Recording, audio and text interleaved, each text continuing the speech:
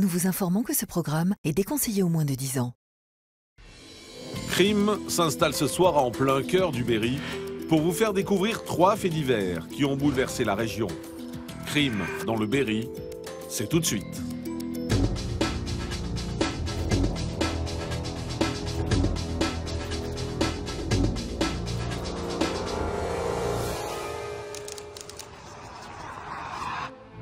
Le 11 février 2013, Nathalie, la cinquantaine, s'inquiète. Elle n'a pas eu de nouvelles de son fils, Nicolas, depuis plus d'1 an. Le jeune homme de 25 ans est parti à l'automne 2011 chez son oncle, David. Il veut se mettre au vert dans un village du Berry. Alors, quand David apprend à la mère de famille que son fils est mort depuis plus d'1 an, elle s'effondre.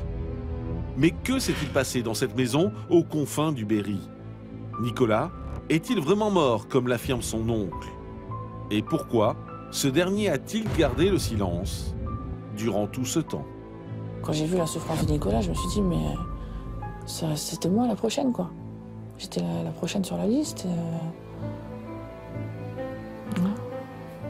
C'est tellement... On se demande comment on peut faire ça à sa propre famille, quoi. Le 4 juillet 2011, Joël, ambulancier à Bourges, reçoit un appel d'urgence. À l'autre bout du fil, un mari paniqué dont la femme est entre la vie et la mort à son domicile. Mais une fois sur place, les secours découvrent le corps sans vie de la jeune femme, couvert de bleu, ainsi que des traces de sang sur les murs. Et surtout, le mari est absent. Alors, que s'est-il passé dans cet appartement au cœur de Bourges? La femme est-elle morte sous les coups de son mari? Et d'ailleurs, où se trouve ce dernier? Elle comprend qu'elle s'est enfermée dans un piège, que sa famille l'avait alertée qu'elle ne va pas pouvoir forcément plus l'aider. Et pour ça, il aurait fallu qu'elle s'échappe. Mais comment on fait? Le lundi 9 mars 2009, les gendarmes de Baugy, dans le Cher, reçoivent un appel inquiet d'une femme prénommée Marie-Laure. Depuis plus de 3 jours, elle n'a plus de nouvelles de son frère, Guy, dont elle est très proche. Prenant cette nouvelle très au sérieux, les enquêteurs se rendent immédiatement au domicile de Guy et de son compagnon, Luc. Commence alors pour eux une enquête qui va les mener aux confins de l'horreur. Alors, qu'est-il arrivé au couple Berrichon? Quelles sont les circonstances exactes de sa disparition? Quand on découvre les corps, c'est la stupeur qui domine, c'est l'étonnement. Comment est-ce qu'on a pu faire quelque chose d'aussi cruel? Il y a le pourquoi qui intervient très rapidement.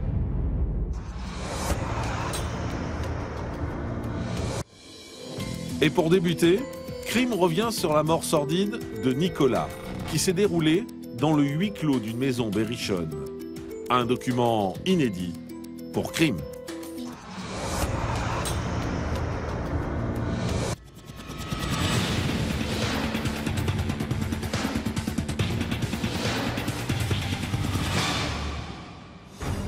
Dans l'affaire qui va suivre, nous allons vous raconter le destin tragique de Nicolas. Une disparition inquiétante qui va mener les enquêteurs à un dénouement sordide et ils vont découvrir qu'une victime peut en cacher une autre. Quand j'ai vu la souffrance de Nicolas, je me suis dit, mais c'était moi la prochaine, quoi. J'étais la prochaine sur la liste. C'est tellement... On se demande comment on peut faire ça à sa propre famille, quoi.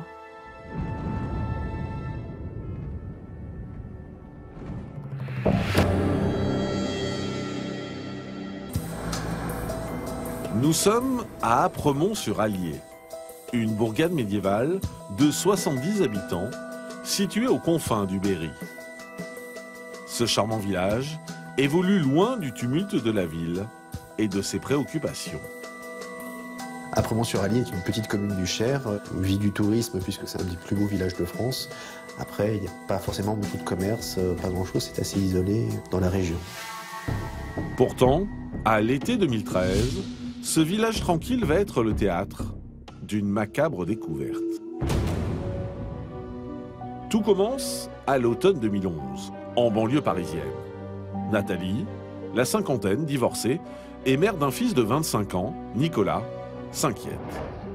Sans emploi, le jeune homme est parti prendre le verre chez son oncle David, et sa tante, Aude, aux portes du Berry.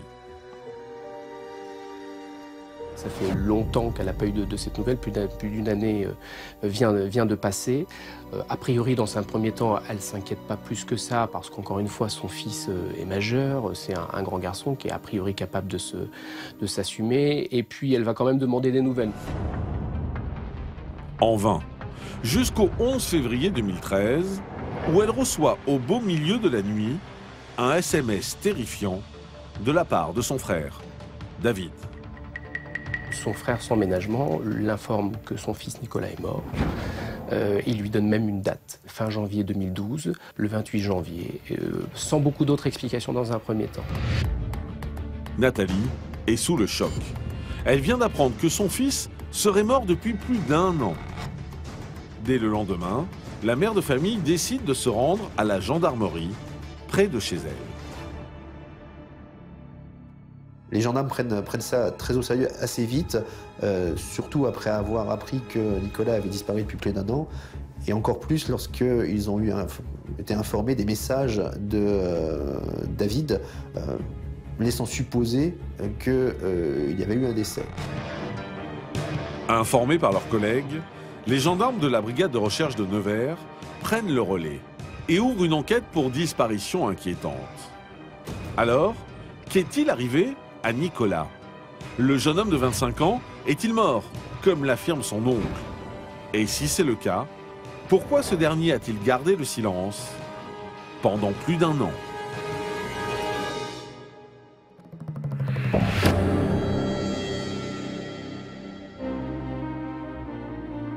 À la gendarmerie de Nevers, les enquêteurs tentent de comprendre ce qui a bien pu arriver à Nicolas.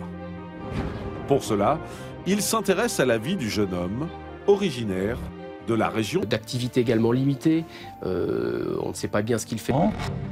Pour les enquêteurs, c'est le portrait d'une famille aimante qui semble se dessiner. Nicolas est accueilli les bras ouverts par son oncle David et sa tante Aude. Rapidement, le jeune homme se lie d'amitié avec Corentin, 17 ans, le fils aîné d'Aude. L'enquête de personnalité ne révèle donc rien de probant. Les gendarmes s'intéressent alors aux relevés bancaires et téléphoniques du jeune homme. Tous les contacts téléphoniques qu'il a pu avoir sont tous antérieurs au mois de novembre 2011. C'est particulièrement surprenant. On a quand même un jeune d'un peu plus d'une vingtaine d'années. C'est étonnant qu'il n'ait plus de contact avec qui que ce soit, ne serait-ce que par des réseaux sociaux. Ses comptes bancaires ne sont pas plus utilisés. D'un autre côté, c'était pas quelqu'un qui utilisait beaucoup ses comptes bancaires. Il vivait dans un premier temps chez sa maman, dans un second temps chez son oncle, donc il avait a priori pas de raison de faire beaucoup de dépenses. Donc toutes ces réquisitions nous amènent à constater que nous n'avons pas de signe de vie de Nicolas. On n'a pas non plus de preuves qu'il est décédé. On a encore une fois que la version de David. Le 28 février 2013, les gendarmes décident d'entendre l'oncle de Nicolas, qui serait donc le dernier à l'avoir vu vivant. Au poste, l'homme leur fait alors une révélation. Il va confirmer être l'émetteur des messages envoyés à sa sœur Nathalie, où il indique bien que Nicolas est décédé. Il va aussi expliquer que lui, il sait ce qui s'est passé.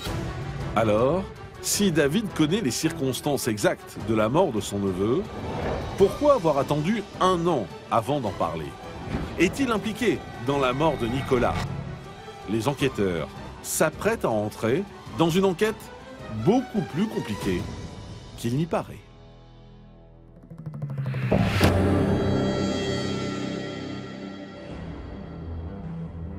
À Nevers, les enquêteurs de la brigade de recherche poursuivent l'audition de David.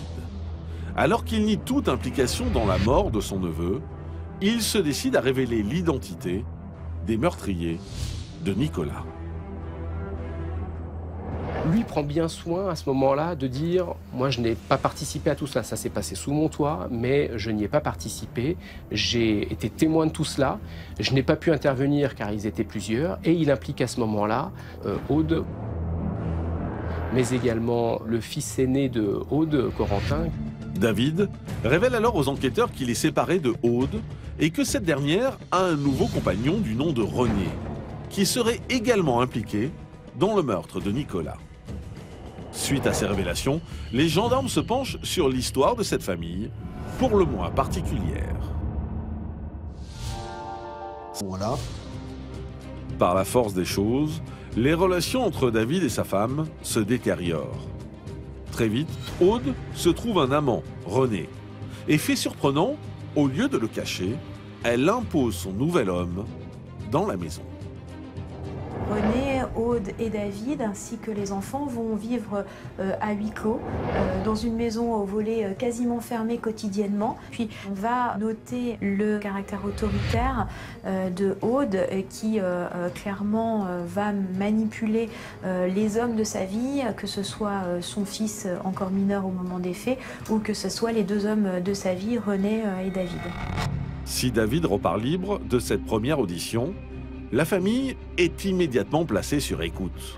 Et très vite, un troisième homme revient souvent dans les conversations, un certain Jean-Pierre. Jean-Pierre, c'est quelqu'un qui est proche à cette époque-là de René. Ils travaillent ensemble, ils passent du temps ensemble. Ils venaient manifestement assez régulièrement à Biche, donc c'est quelqu'un qui nécessairement doit avoir au moins des choses à dire sur comment était Nicolas lorsqu'il était au domicile de Biche.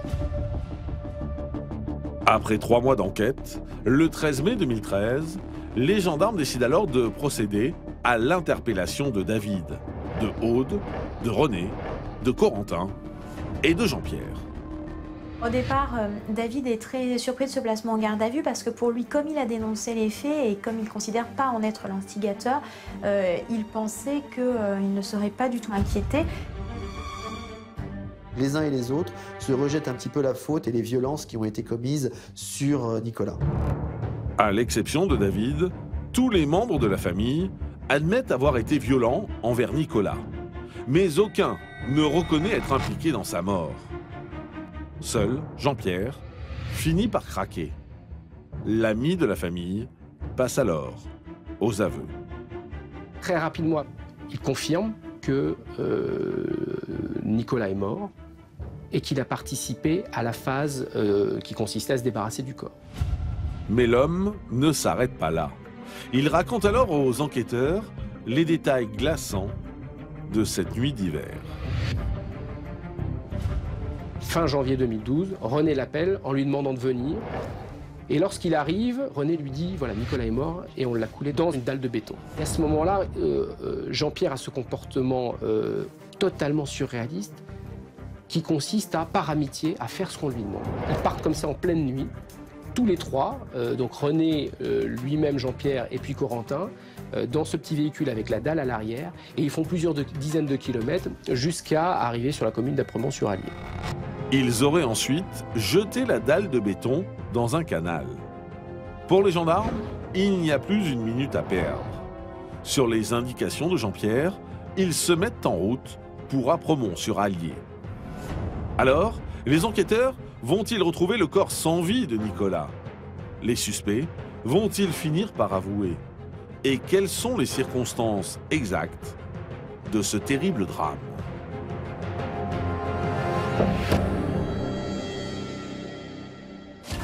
À Apremont-sur-Allier, les gendarmes viennent d'arriver le long du canal que leur a indiqué Jean-Pierre. Les moyens mobilisés sont importants. Des brigades spéciales ont été appelées pour sonder le canal. On fait appel à des plongeurs spécialisés qui vont effectivement retrouver une énorme masse au fond de l'eau. Donc d'importants moyens techniques sont mis en œuvre pour faire remonter à la surface de l'eau cette grosse masse. Et à l'intérieur de la dalle de béton, le corps de Nicolas est bien là. Il est immédiatement transporté à l'hôpital pour autopsie. Le médecin légiste procède alors aux premières constatations. Des constatations bien difficiles puisque d'une part il y avait du temps qui s'était écoulé et c'est vrai que le béton est très acide et donc peut détruire le corps de façon relativement importante. Si les circonstances et la date du décès de Nicolas restent encore floues, une chose est sûre, le jeune homme de 25 ans a vécu un véritable calvaire. Le médecin légiste va noter qu'il y a un traumatisme au niveau facial, qu'il y a également des côtes cassées, mais elle va conclure que c'est l'ensemble de ces blessures plus certainement une dénutrition qui serait à l'origine du décès de Nicolas. Dans le bureau des enquêteurs, l'audition des suspects confirme l'horreur des faits.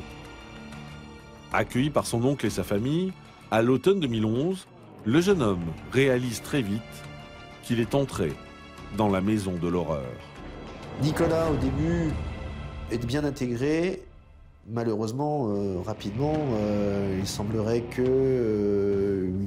devienne le souffre-douleur d'un petit peu toute la famille.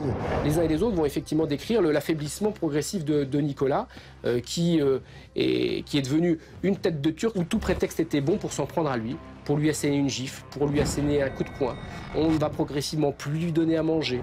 On va le cloîtrer dans différents endroits de la maison. Il n'est pas soigné. Il a des blessures apparentes. Là, manifestement, il est traité pire qu'un animal, Nicolas, à ce moment-là. Pire qu'un animal. Et tout le monde le décrit.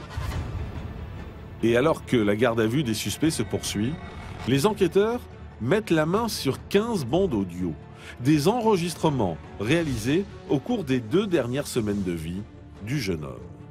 Sur ces enregistrements qui sont véritablement confondants pour David, on entend celui-ci hurler véritablement sur Nicolas, ce qu'on devine être la voix de Nicolas. J'entends quelqu'un qui gémit, une toute petite voix très affaiblie, qui se plaint, qui gémit, qui pratiquement, ça donne l'impression de quelqu'un qui est à l'agonie. David s'est enregistré en train de passer à tabac son neveu. Une attitude cruelle, censée prouver qu'il est l'homme fort de la maison. Il espérait ainsi reconquérir le cœur d'Aude. Mais aujourd'hui, ces enregistrements se retournent contre lui. Ce qu'il ressort globalement, c'est que tout ça est le fruit d'une action collective. C'est pas la volonté d'une personne déterminée qui a conduit au décès de Nicolas, puis aux funestes conditions dans lesquelles ils se sont débarrassés de son corps. C'est vraiment une action collective, des actes de violence, des actes de maltraitance, un véritable calvaire qu'ils lui font endurer, mais qu'il au pluriel lui font endurer. David, Aude, René et Corentin sont alors mis en examen pour séquestration, suivi de la mort de Nicolas. Ils seront placés en détention provisoire en vue du jugement. Jean-Pierre, quant à lui, est mis en examen pour recel de cadavres et placé sous contrôle judiciaire. Alors, les enquêteurs ont-ils le fin mot de l'histoire ou l'instruction leur réserve-t-elle encore de nouvelles surprises?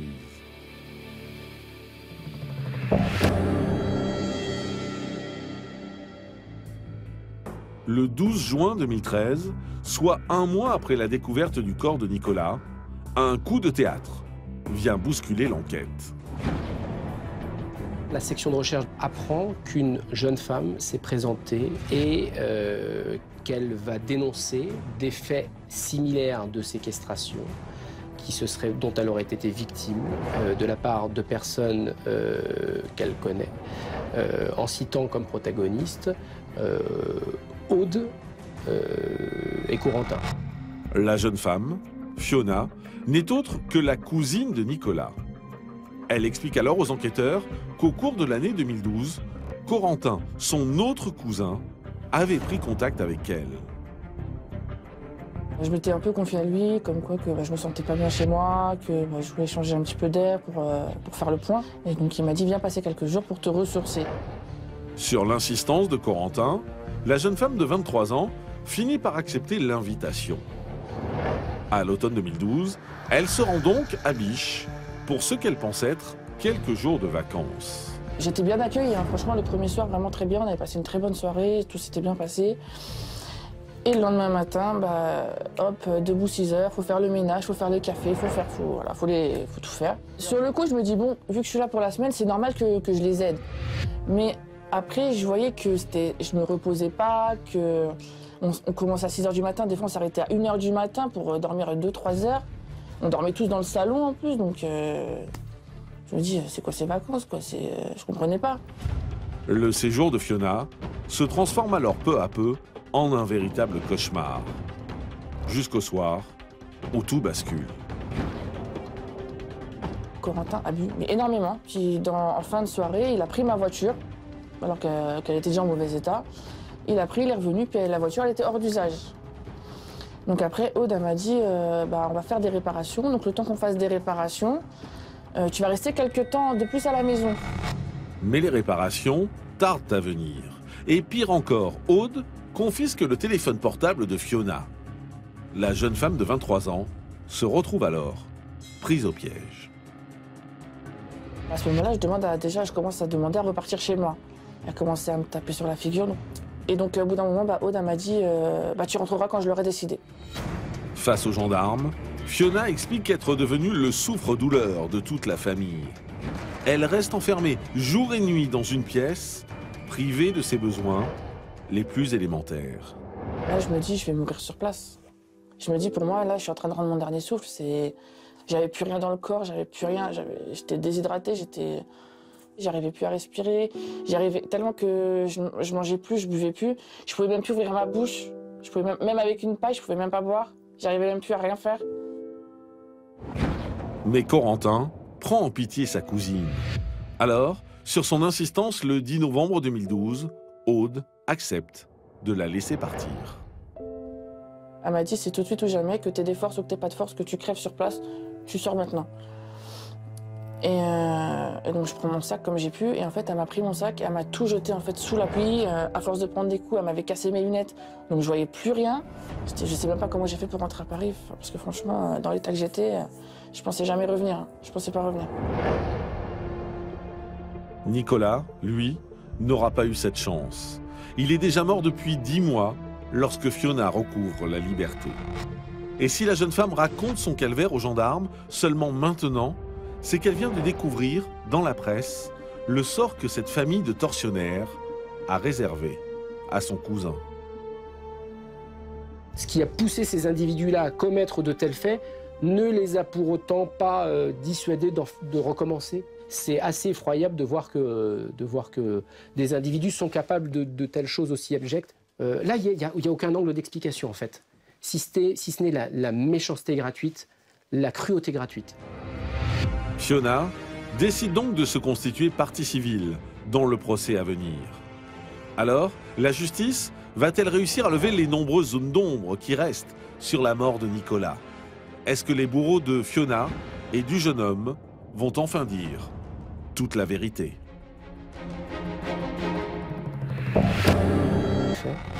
Fiona, présente au procès, n'a pas revu ses bourreaux depuis 4 ans. Toujours traumatisée, elle redoute ce face-à-face. Le plus dur, c'est psychologiquement. Parce que forcément, y a des crises d'angoisse à répétition. Il y a la peur aussi forcément de retomber nez à nez avec eux. Puis surtout de vivre dans la culpabilité, parce que moi je suis vivante et Nicolas il est plus là. Au cours du procès, un extrait des 15 enregistrements remis aux enquêteurs est diffusé. Leur écoute provoque un malaise dans toute la salle, jusque dans le box des accusés. Effectivement, l'un des moments les plus poignants, les plus épouvantables de l'audience a été l'audition de cet enregistrement fait par David alors qu'il maltraitait de façon épouvantable Nicolas. On a entendu 4-5 minutes peut-être, mais qui nous ont paru une éternité de ces enregistrements. Et si les autres prévenus étaient tous renfermés sur eux-mêmes, il y a Corentin qui, lui, s'est énervé, s'est levé et a voulu sortir. Il a fallu faire une suspension parce que, effectivement, pour lui, c'était intenable. Fiona réalise alors le destin funeste auquel elle a échappé. J'étais en larmes, je me suis dit, mais ils auraient été aussi tarés, ils m'auraient enregistré moi aussi, quoi. Et quand j'ai vu la souffrance de Nicolas, je me suis dit, mais c'était moi la prochaine, quoi. J'étais la prochaine sur la liste. Non. C'est tellement... On se demande comment on peut faire ça à sa propre famille, quoi. Au total, 18 témoins défilent à la barre. Chacun confirme le rôle central qu'Aude a tenu. Visiblement, la femme de 54 ans était le cerveau de la famille. Et quand elle donnait des ordres, les hommes obéissaient. Tous s'accordent à peu près à dire que les premières violences ont été commises à la suite des déclarations de Aude. Elle le reconnaît, hein. C'est elle qui est à l'initiative de ces brimades, c'est elle qui décide d'eux et ensuite les autres exécutent. Pourtant, la mère de famille nie toujours être responsable de la mort de son neveu, tout comme ses co-accusés. Alors, après 5 jours de débat, les jurés prennent une décision en leur âme et conscience. David et Aude écopent de 30 ans d'emprisonnement, René de 28. Corentin, mineur au moment des faits, est condamné à 10 ans de prison. Quant à Jean-Pierre, l'ami de la famille, sa peine est de 2 ans de prison, dont 1 avec sursis. Pour les proches de Nicolas et Fiona, la sentence ne couvre pas leur peine. On ne fait jamais le deuil de la mort d'un enfant. Hein, et ce n'est pas la justice qui va permettre de faire le deuil. Ça peut aider, mais ce qui a été dominant pour l'ensemble de la famille, c'est la peine, la douleur, et de devoir revivre à travers un dossier des événements dont ils n'auront jamais une connaissance, et une personne d'ailleurs parfaite.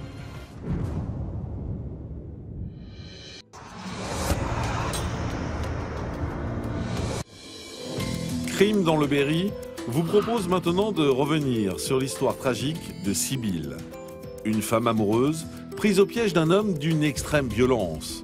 Une affaire bouleversante pour Crime.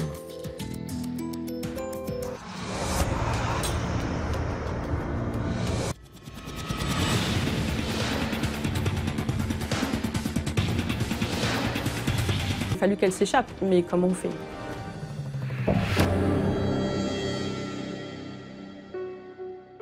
Nous sommes à Saint-Florent-sur-Cher, en plein cœur du Berry.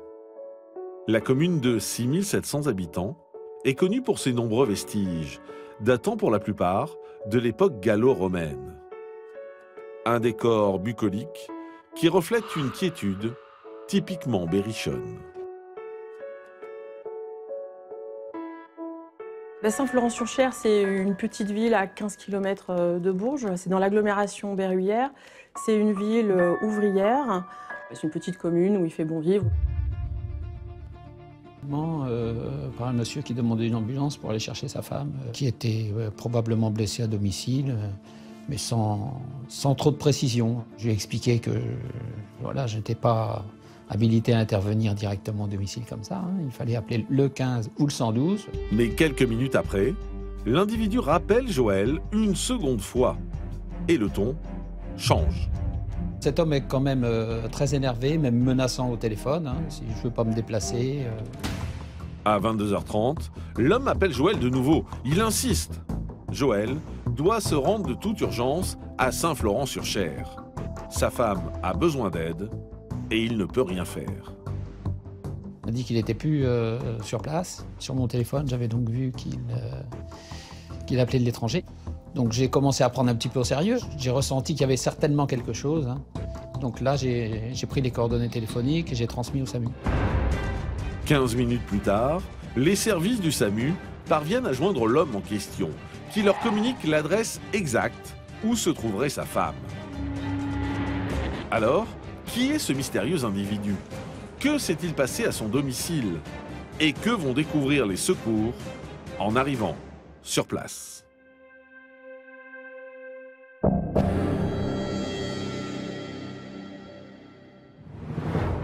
À Saint-Florent-sur-Cher, il est 23h lorsque les pompiers arrivent sur les lieux indiqués par l'homme, un appartement du centre-ville. Alertés par le SAMU, les gendarmes les suivent de près dans l'immeuble. Tout le monde va être surpris par l'odeur, à la fois les enquêteurs, les pompiers qui pourtant, et les enquêteurs aussi en ont vu d'autres, vont être surpris par cette odeur qui va immédiatement les prendre au nez. La porte d'entrée n'est pas verrouillée. Ils pénètrent à l'intérieur de la pièce principale et ils se rendent compte que la pièce n'est pas en désordre. Donc pas de signe de bagarre, de dispute ou de violence particulière. Mais c'est en s'enfonçant un peu plus dans les lieux qu'ils vont faire une macabre découverte.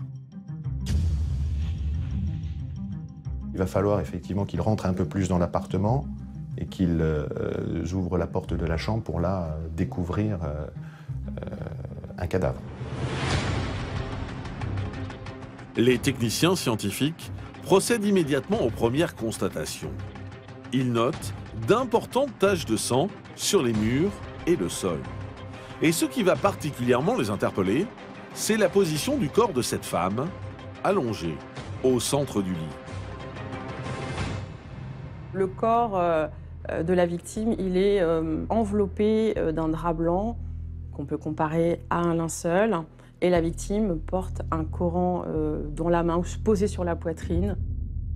Avec ce drap blanc, on est sur un début de sépulture. Le corps, il n'est pas enterré à 10 km de là, il est sur place. Il est protégé, entre guillemets. Donc ça frappe effectivement certainement les gendarmes, les médecins. Sous l'oreiller de Sybille, un pendentif du Liban. Et on comprendra que Ali est de nationalité libanaise au vu de ce pendentif et des documents d'identité qui sont retrouvés. Alors, que s'est-il passé ce lundi 4 juillet 2011? Et où se trouve Ali, le compagnon de Sybille? Est-ce lui qui a prévenu les secours? Et a-t-il quelque chose à voir avec la mort brutale de sa femme?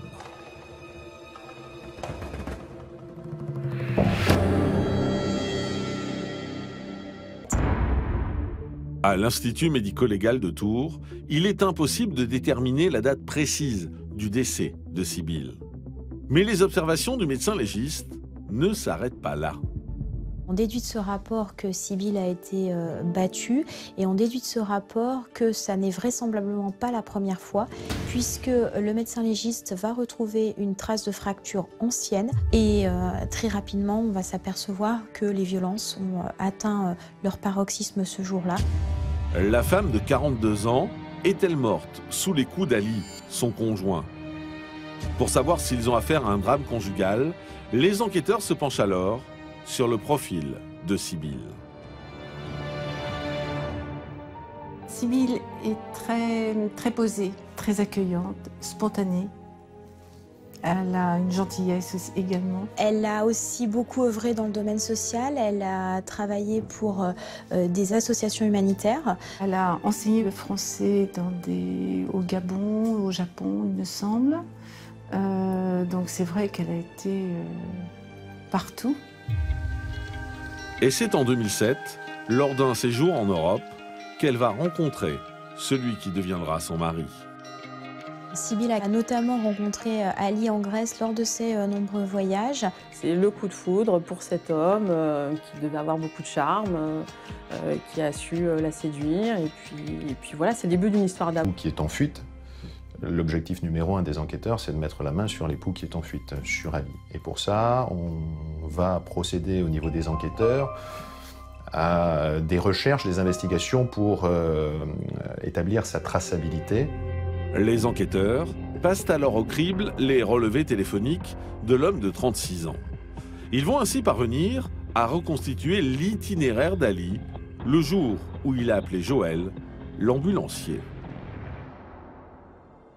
La téléphonie va permettre assez précisément d'établir un peu son parcours, son trajet entre Saint-Florent-sur-Cher qu'il va quitter le matin vers 10-11 heures, il est en train de prendre de l'essence, et puis le soir où son téléphone portable sur les coups de 20h, 20h30 va déclencher du côté de Strasbourg et ensuite manifestement passer la frontière du côté de l'Allemagne.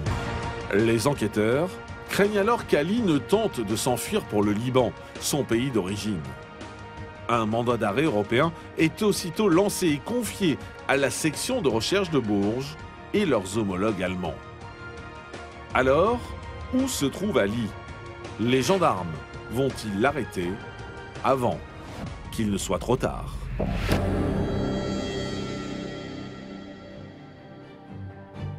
À la gendarmerie de Bourges, les enquêteurs auditionnent tous les proches de Sybille afin d'en apprendre davantage sur son compagnon, Ali, 36 ans, et comprendre où il aurait pu fuir. Ali, c'est quelqu'un de déraciné qui a vécu entre le Liban et l'Allemagne, qui est arrivé en Allemagne, il devait avoir 2-3 ans, qui est resté quelques années, qui est revenu au Liban à l'âge de 10 ans. Ses parents ont divorcé, il est retourné en Allemagne à l'âge de 18 ans. Ali, il est décrit comme le yin et le yang, c'est-à-dire qu'il peut être calme, posé, gentil, comme à l'inverse, il peut être violent, et lorsqu'il est violent, c'est une violence extrême. Les enquêteurs découvrent notamment un épisode de la vie d'Ali qui confirme cet aspect dangereux de sa personnalité. Il vit en Allemagne avec une femme et il a 3 enfants avec cette femme. Et cette femme va expliquer qu'elle a été victime de violences également de la part d'Ali.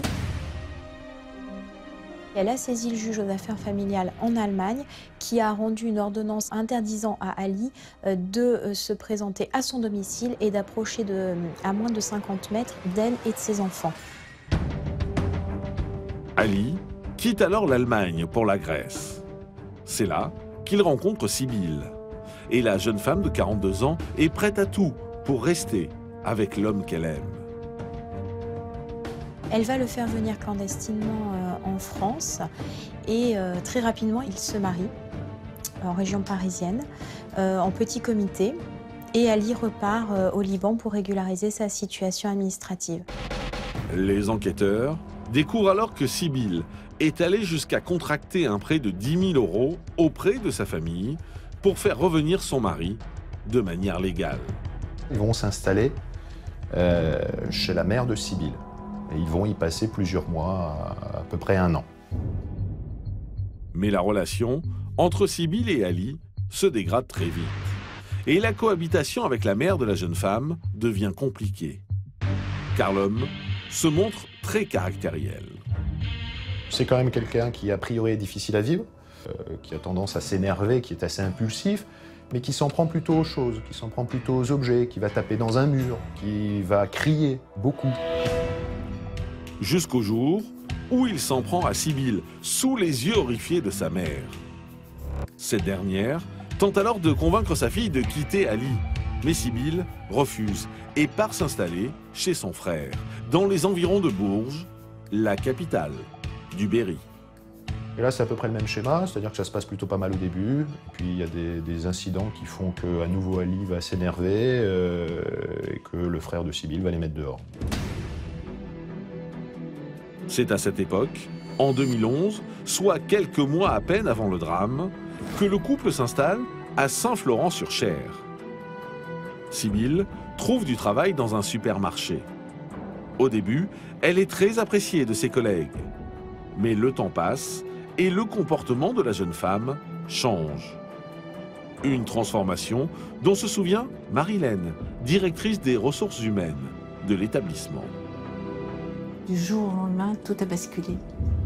Et c'est vrai que je n'avais pas compris. Ça a été à ce moment-là, arrêt maladie. Je lui ai demandé ce qu'elle avait et elle me répondait « mais non, c'est rien, je me suis cognée. » D'ailleurs, Marilène se souvient d'un épisode qui l'a particulièrement marqué. Le téléphone a sonné et là, donc, quand j'ai répondu, c'était l'accueil qui m'appelait pour me dire qu'il fallait absolument que Sibylle descende parce que son mari la cherchait partout. Alors j'ai dit à Sibylle, partez vite. J'ai appelé mon mari pour lui demander de venir parce qu'il allait se passer quelque chose. Je sentais que là, la peur l'avait prise et on a regardé donc la fenêtre, le temps qu'elle descende, savoir ce qui se passait. Et là, il l'a prise par les cheveux, il l'a cognée contre les portes battantes. Ça augmente petit à petit, de jour en jour, et c'est là que ça devient dangereux pour Sibylle et qu'elle le comprend. Petit à petit. Elle comprend elle aussi qu'elle s'est enfermée dans un piège, que sa famille l'avait alertée qu'elle ne va pas pouvoir forcément plus l'aider. Et pour ça, il aurait fallu qu'elle s'échappe. Mais comment on fait?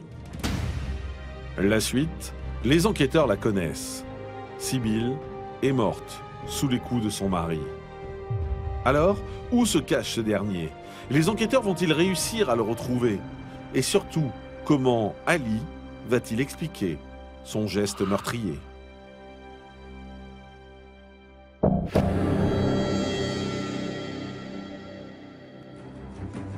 À Bourges, en novembre 2012, 1 an et demi après la mort de Sibylle, les enquêteurs réussissent enfin à localiser Ali. Ce dernier a été interpellé près de Hanovre, dans le nord de l'Allemagne, pour une ancienne affaire de trafic de stupéfiants. L'Allemagne va le garder puisqu'il aura une peine à exécuter. Il avait 15 mois à exécuter en Allemagne qui sera ramené à exécution et donc du coup il ne sera rapatrié en France qu'en juillet 2013.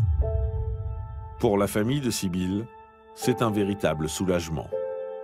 La maman et le frère de Sibylle ont pu dire qu'ils avaient eu différentes phases. Des phases de colère, des phases où ils avaient besoin d'explications, de questionnements, de tristesse. Et ça, c'est assez difficile pour la famille, mais elle est rassurée de savoir qu'il sera traduit en justice. Le 3 juillet 2013, soit pratiquement 2 ans, jour pour jour, après la mort de sa femme, Ali est finalement extradé vers la France et présenté au juge d'instruction. L'homme livre enfin sa version des faits. Il y aurait eu une dispute parce que Sibylle lui reprochait éventuellement d'entretenir une relation avec une voisine. Et donc à ce moment-là, il va y avoir une dispute qui va dégénérer sur des coups qui vont être échangés avec Sibylle, qu'elle-même va donner sa part de coups, que lui va répondre, et il va reconnaître quelques gifles et quelques coups de ceinture. Face au juge, Ali poursuit ses déclarations. Le lendemain, en rentrant dans la maison, Sibylle aurait refusé ses soins, ne lui adressant plus la parole. Ce n'est que plus tard que l'homme de 36 ans se serait aperçu que sa femme, qu'il pensait endormie, ne respirait plus. Il justifie sa fuite en disant qu'il a été paniqué, que s'il est parti, c'est parce qu'il ne savait pas si elle était encore vivante. Et puis après, il va dire que si toutefois elle est morte, il reviendra, ce qu'il n'a pas fait. Mais il explique sa fuite par la peur des suites. Au regard de son passé violent et des résultats de l'autopsie, la version donnée par Ali ne convainc pas le juge. Il va y avoir plusieurs interrogatoires où on va tenter de lui expliquer que 4 à 5 gifles n'ont pas entraîné les blessures qui ont été notées par le médecin légiste. Le juge d'instruction voudra montrer notamment les photos du corps de Sibylle à Ali qui refusera de les voir. Ali est donc mis en examen pour meurtre sur conjoint et placé en détention provisoire dans l'attente de son procès. Alors, quelle sera l'attitude de ce dernier face au juré? Va-t-il, enfin, reconnaître son crime?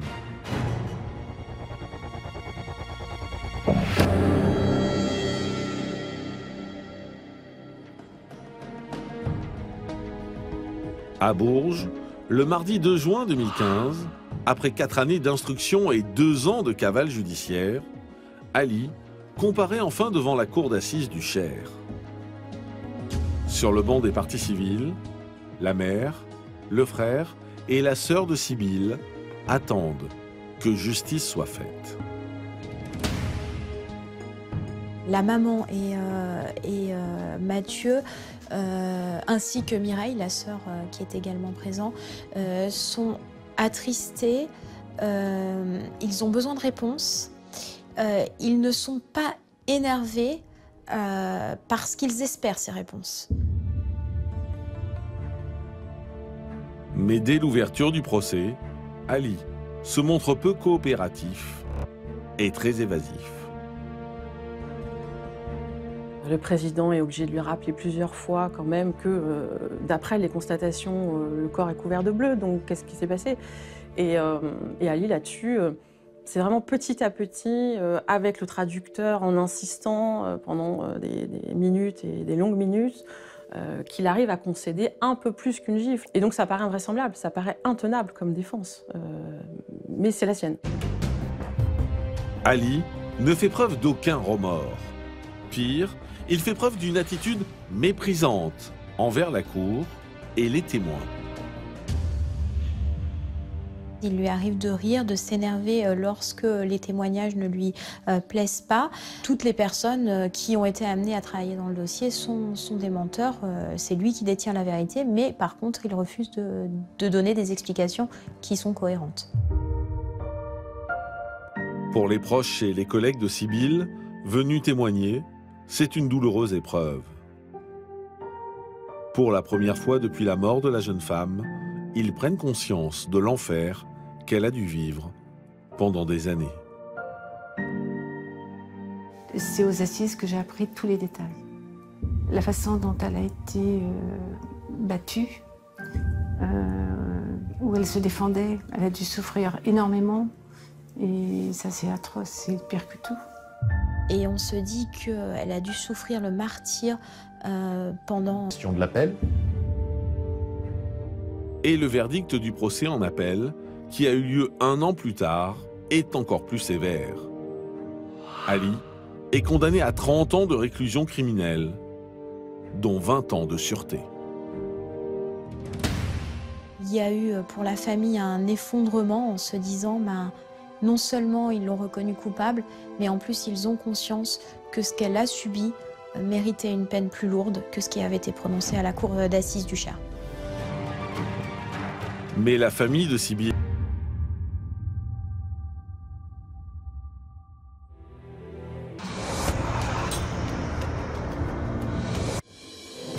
Crime vous raconte maintenant l'histoire de Guy et Luc, un couple installé en pleine campagne berrichonne et dont la mort atroce a bouleversé tous les acteurs de cette enquête. Un document exclusif pour Crime.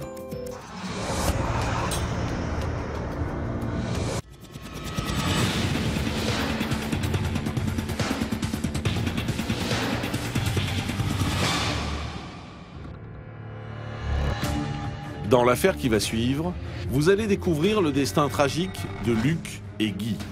Un couple en apparence sans histoire. Le récit d'une disparition mystérieuse qui va mener les gendarmes du Berry aux confins de l'horreur. Quand on découvre les corps, c'est la stupeur qui domine, c'est l'étonnement. Comment est-ce qu'on a pu faire quelque chose d'aussi cruel? Il y a le pourquoi qui intervient très rapidement.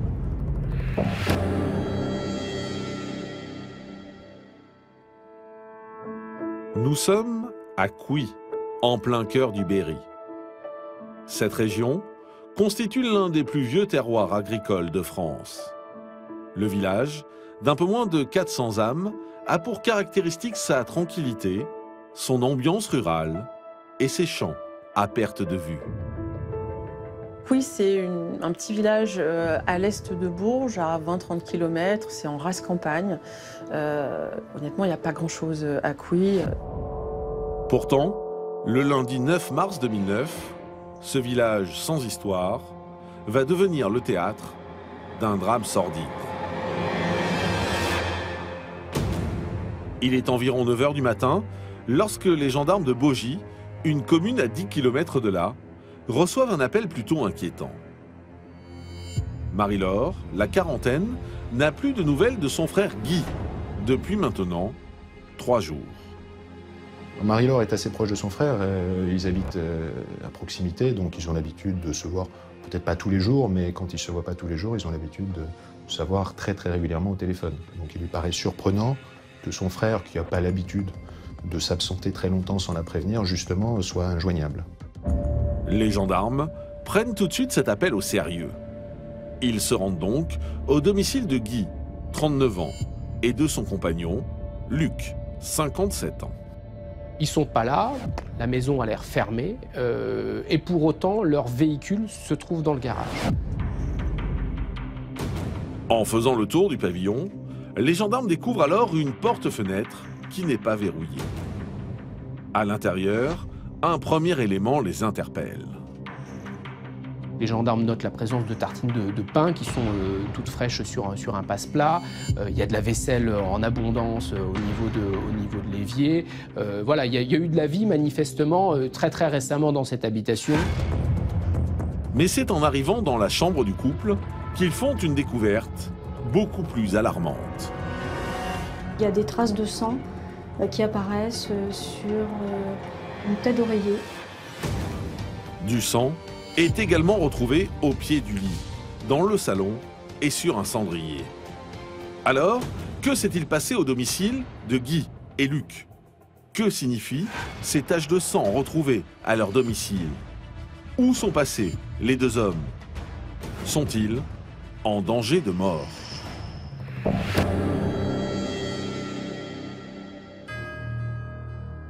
À Couy, les gendarmes décident de faire le tour du voisinage dans l'espoir de savoir où sont passés Guy et Luc.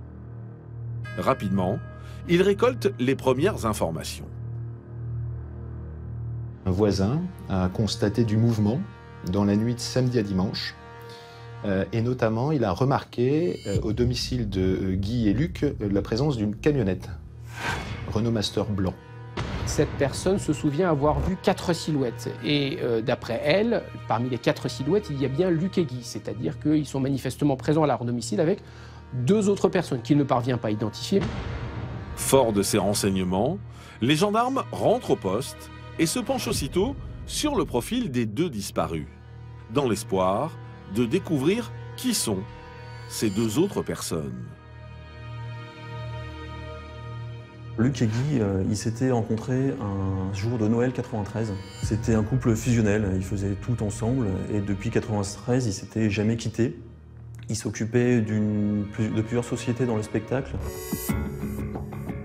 Pourtant, la vie des 2 hommes n'a pas toujours été un conte de Noël. Luc, 57 ans, au moment de sa disparition, a connu de graves problèmes de santé.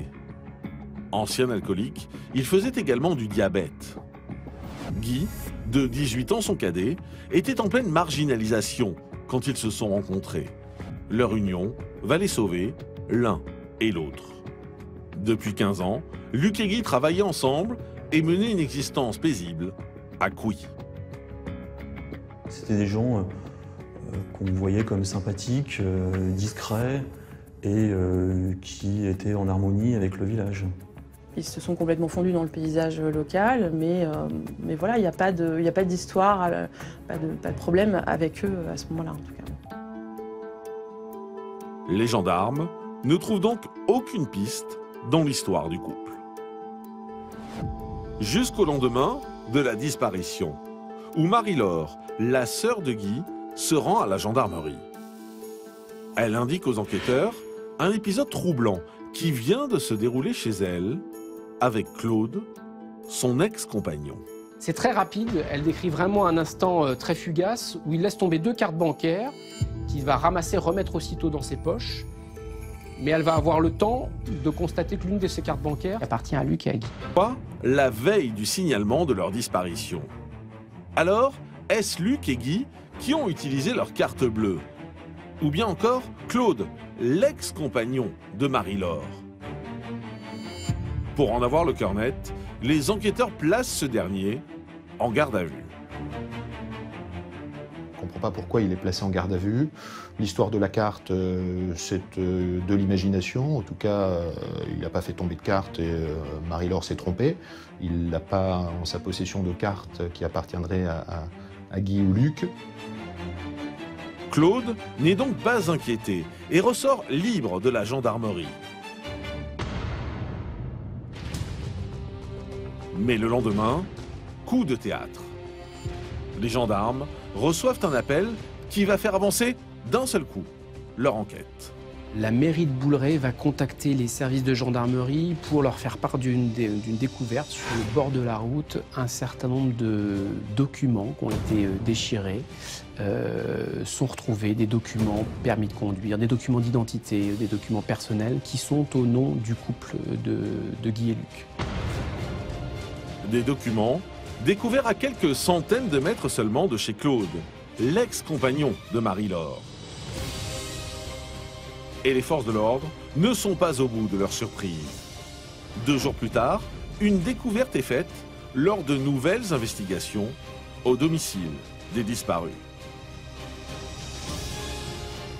Ils vont effectuer également des tests Blue Star à l'intérieur de l'habitation et qui vont se révéler tout à fait intéressants puisqu'on va se rendre compte qu'il y a des traces de sang qui ont été nettoyées mais que les tests Blue Star vont pouvoir révéler. Alors, qui tente de dissimuler des preuves? Quelles sont les circonstances exactes de la disparition de Luc et Guy? Et surtout, le couple est-il encore en vie?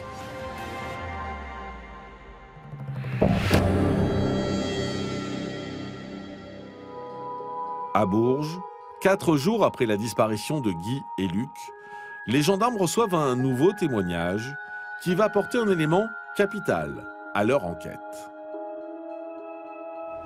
Le gérant d'une station-service qui va donner aussi des informations intéressantes en indiquant qu'il a vu 2 personnes qui étaient affairées très tôt le matin, dimanche matin, sur les coups de 8h ou 9h, affairées à nettoyer un véhicule Renault Master blanc, et qui dit qu'il lui a paru étonnant qu'un dimanche matin, si tôt, ces 2 individus, et notamment un, aient pris énormément de précautions, selon lui, pour nettoyer de fond en comble ce véhicule.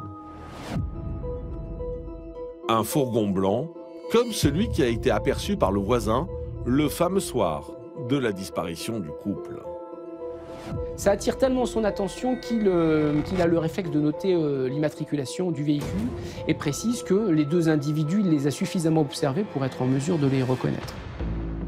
Et quand les gendarmes lui présentent une photo de Claude, le gérant l'identifie clairement. L'étau se resserre donc sur l'ex-compagnon de Marie-Laure.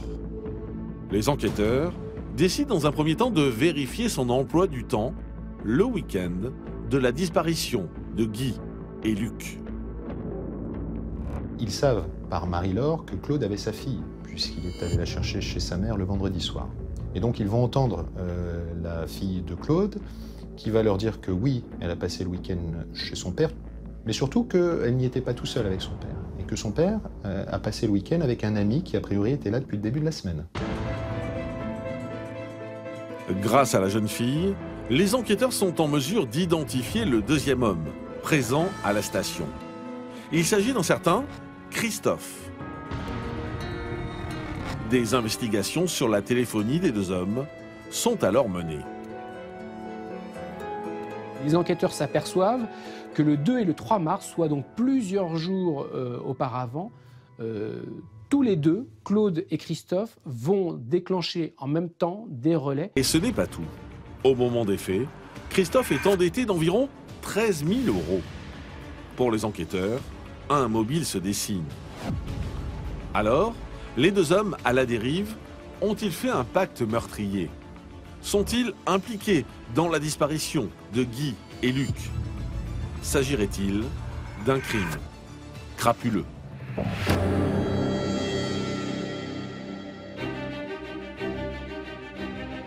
À Bourges, 10 jours après la disparition de Guy et Luc, les enquêteurs reçoivent les premiers résultats d'analyse suite au gel de leur domicile. Ils sont sans appel. Sur la portière de leur véhicule, on a retrouvé une empreinte digitale, celle de Claude. Les gendarmes décident donc d'effectuer une perquisition à son domicile. Ils vont découvrir des éléments tout à fait intéressants, à savoir, ils vont découvrir des colliers Serflex dans la poubelle de son domicile. Et puis, dans le vide-poche de la portière conducteur, ils vont trouver un jeu de clés et on se rend compte qu'il y a une clé qui permet d'ouvrir la boîte aux lettres des victimes et que l'autre clé permet d'ouvrir la porte d'entrée de la maison des victimes. Pour les enquêteurs, le doute n'est plus permis. Claude est mêlé à la disparition du couple et visiblement, il y a eu préméditation. Il est alors placé en garde à vue pour la 2e fois, tout comme son compère, Christophe. Alors d'un côté, on a Claude qui lui n'admet rien, et puis de l'autre côté, on sent que Christophe est beaucoup plus fragile et qu'on va certainement pouvoir avoir des informations un peu plus sérieuses, un peu plus crédibles du côté de Christophe qui finalement reconnaît qu'il a participé à quelque chose. Christophe reconnaît être passé, accompagné de Claude, chez le couple ce fameux samedi soir. Son but, soustraire de l'argent à Guy et Luc pour éponger ses dettes. En revanche, il précise ne pas être impliqué dans la disparition des deux hommes. Suite à ces aveux, Claude et son acolyte, Christophe, sont mis en examen pour enlèvement et séquestration. En parallèle, l'instruction continue de livrer des informations précieuses. Les différents éléments qui avaient été saisis lors des opérations faites par les techniciens d'identification criminelle, les choses qui avaient été retrouvées dans les bordures de routes et fossés font l'objet d'expertises génétiques. Ces expertises vont apporter donc des résultats particulièrement importants qui vont faire basculer le cadre d'enquête. Les colliers Serflex, on va se rendre compte qu'ils comportent l'ADN des disparus. L'ADN a fini par parler. Pour les enquêteurs, c'est un moyen supplémentaire de remettre la pression sur Claude et Christophe, les deux suspects. Alors, ce qui est inquiétant, c'est qu'évidemment, le temps passe, qu'on est sur la fin du mois de mars au niveau des deuxièmes gardes à vue et qu'on n'a absolument toujours aucun élément sur l'endroit où pourraient se trouver Guy et Luc, puisque l'un comme l'autre, Claude, Christophe, disent aux enquêteurs qu'ils ne savent rien et qu'ils ne sont pas concernés par cette histoire. On va à ce moment-là décider de lancer de lourdes investigations pour tenter de retrouver les corps. Pendant 3 mois, des forces de l'ordre sont mobilisées. Des battues sont effectuées, un renfort aérien est demandé et de nombreux points d'eau sont sondés. En vain. Alors les gendarmes vont-ils finir par retrouver les corps de Guy et Luc?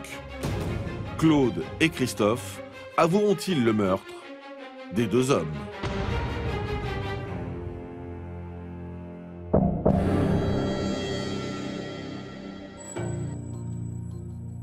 À Bourges, alors que Christophe et Claude sont placés en détention provisoire, le juge d'instruction en charge de l'enquête reçoit un courrier des plus surprenants. Ce détenu se manifeste spontanément en indiquant qu'il s'agit d'un codétenu de Christophe. Christophe lui a dit que Guy et Luc étaient enterrés sur les bords de la Loire. Fort de ces révélations, le juge d'instruction entend de nouveau les deux hommes. C'est alors un véritable bras de fer qui s'engage entre les suspects et le magistrat. Mais après plusieurs heures d'interrogatoire, Claude finit par craquer. Il a décidé à ce moment-là de se mettre à table, comme on dit dans notre jargon, c'est-à-dire de donner les explications qui conviennent. Et puis ensuite la manière dont il a donné la mort à Luc et Guy et l'endroit où il se trouve enterré. Il explique ça sur un ton très détaché, très glacial. C'est saisissant la manière dont il explique ça. Face au juge, Claude reconnaît la préméditation et déroule le récit des faits. Tout commence le samedi 7 mars. Il est 22 h. Avec Christophe, ils arrivent au domicile de Guy et Luc pour récupérer de l'argent. Et puis les choses vont dégénérer, puisque Guy et Luc ne vont pas se laisser faire, le ton va monter. Et donc pour, je dirais, les calmer, Claude ressort de la maison, va dans le fourgon, cherche un carton qui contient 2 fusils.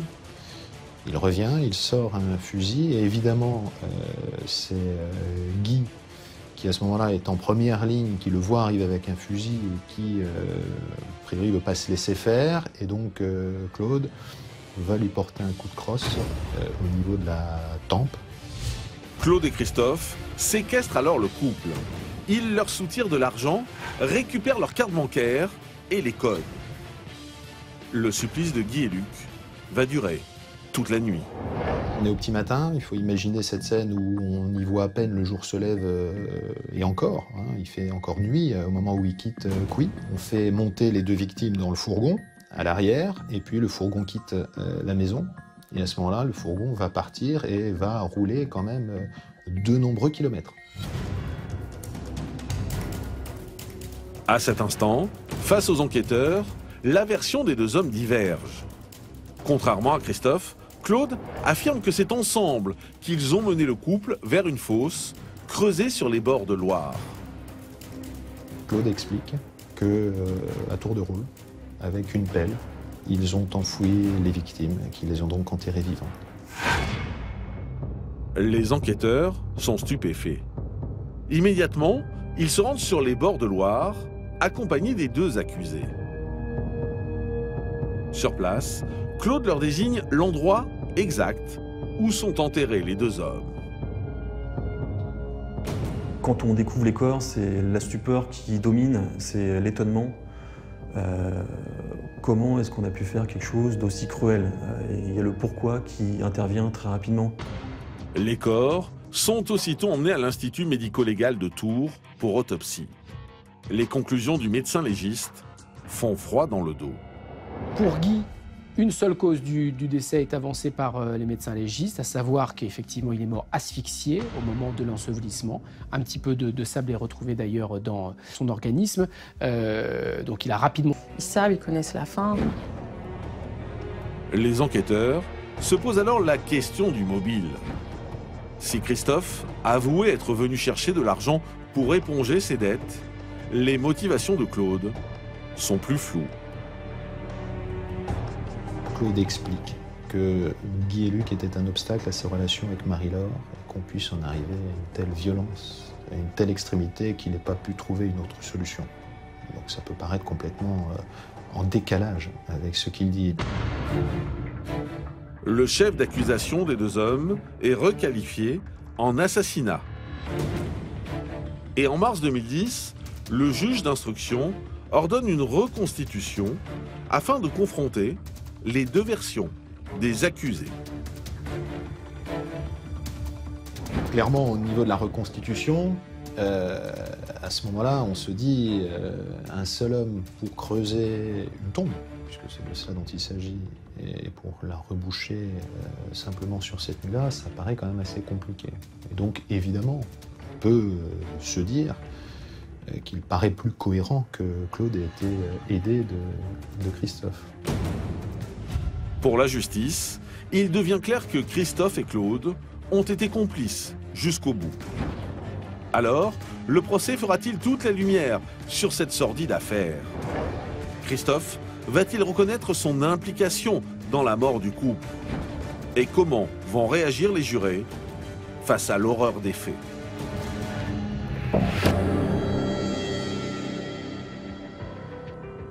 Le 26 septembre 2011, le procès de Claude et Christophe s'ouvre devant la cour d'assises de Bourges.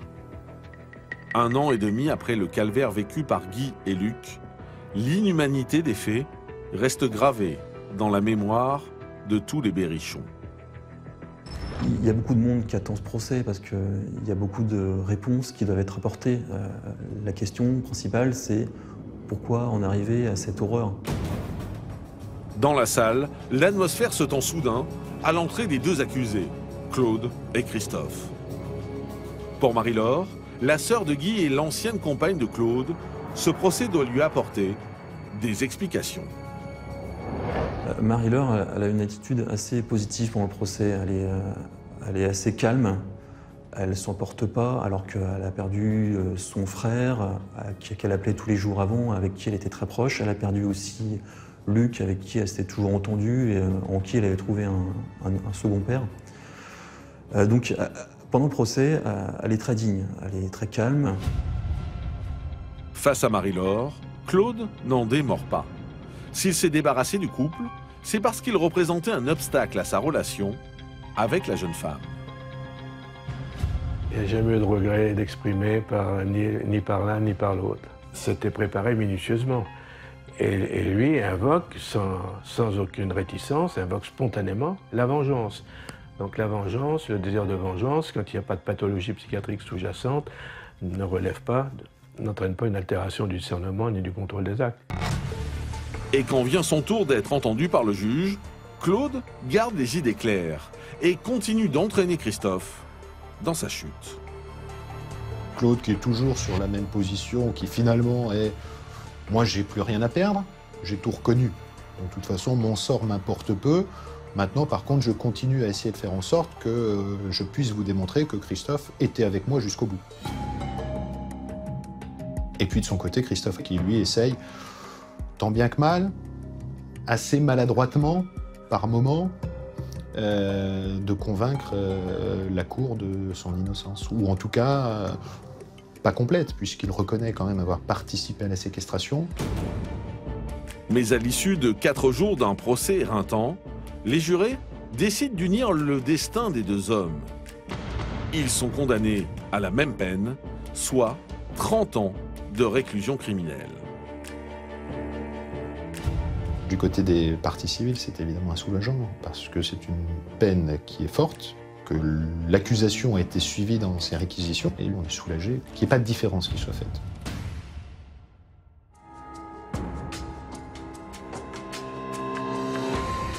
Aujourd'hui, les habitants du petit village de Couy n'ont rien oublié du terrible drame qui s'est joué sur leur terre.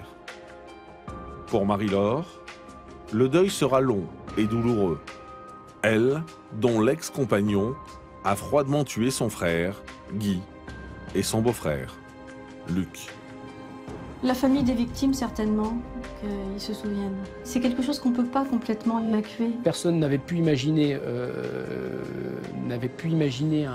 un scénario aussi macabre.